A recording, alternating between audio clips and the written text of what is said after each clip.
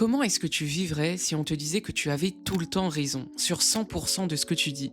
Si à chaque fois que tu disais ce que tu penses et que tu montrais ce que tu ressens, personne ne te jugerait en mal, et donc logiquement tu n'aurais plus peur du regard des gens.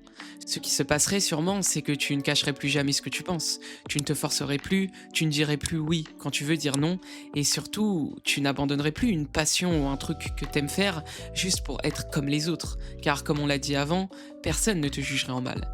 Mais alors, même dans ce monde idéal, où tu serais aimé pour ta vraie personne, eh bien, il faudrait quand même oser être toi-même. Parce que peu importe l'acceptation extérieure, si toi-même tu refuses de t'écouter, eh bien, rien ne changera. Tu joueras un personnage.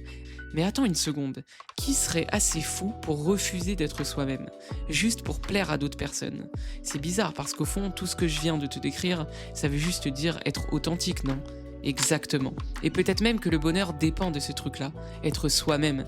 Et tu vas voir que c'est encore plus profond que ce que tu penses. Parce que être soi-même, ce n'est pas seulement dire ce qu'on pense. C'est surtout avoir le courage de toujours faire les choses qui nous font kiffer, même si personne autour ne le comprend. C'est de ne pas prendre en compte le regard des autres. Mais bien sûr, ce n'est pas si simple.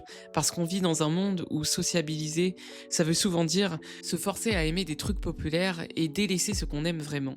Et c'est ça la véritable catastrophe. On abandonne qui on est juste pour être comme les autres. Mais alors, pourquoi on fait ça?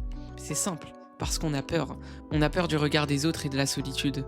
Donc, on apprend à jouer un rôle et à porter un masque en quelque sorte, même sans s'en rendre compte. Regarde, réfléchis là maintenant. Est-ce qu'il n'y a pas quelque chose que tu aimes faire ou que tu voudrais faire à l'avenir? Une sorte de projet par exemple, mais que t'en parles pas du tout parce que t'assumes pas trop devant les autres. Réfléchis bien. Et pour 90% d'entre nous, c'est forcément le cas. Et le pire dans tout ça, c'est que tu te réveilleras un jour et tu ne sauras même plus ce que t'aimes pour de vrai. Tu auras adopté les goûts des autres, les rêves des autres et les opinions des autres. Mais ne t'inquiète pas, bien sûr que c'est tout à fait normal d'être comme ça, c'est naturel, mais c'est important d'en prendre conscience. Et là où je veux en venir, c'est que personne n'est totalement lui-même. On est tous le produit d'un environnement, d'une éducation et d'un groupe. Même ce que tu crois avoir choisi, souvent, c'est pas toi qui l'as choisi. C'est ton contexte qui t'a façonné. On appelle ça être déterminé socialement. Mais attention, ça veut pas dire que t'as aucune liberté. Ça veut dire que ta vraie liberté, elle commencera le jour où tu prends conscience de tout ce que t'as accepté sans réfléchir.